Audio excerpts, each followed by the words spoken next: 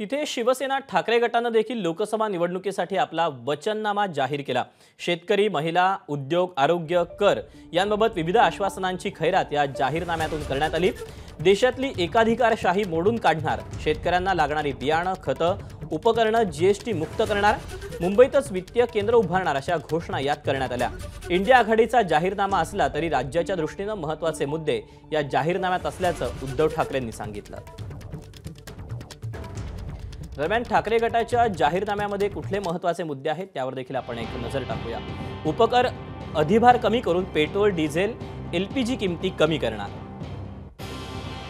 मुंबईत आंतरराष्ट्रीय वित्तीय केंद्र स्थापन करणार आणि तरुण तरुणींना रोजगार देणार, पर्यावरणाला घातक प्रकल्प राज्यात येऊ देणार नाही, जैतापूर, बारसू, वाढवण सारखे प्रकल्प राज्यातून हद्दपार करणार, राज्यातले उद्योग बाहेर जाऊ नये यासाठी उद्योगस्नेही योजना आणणार आणि सुविधाही राबवणार, खतं, बियाणं, शेतकी उपकरणं जीएसटी मुक्त करणार, पीक विम्याचे निकष बदलणार, गोदामं, शीतगृहांची उभारणी करणार, आरक्षण मर्यादा 50% वर नेण्यासाठी आग्रही राहू, प्रत्येक जिल्ह्यातील रुग्णालय आधुनिक करणार।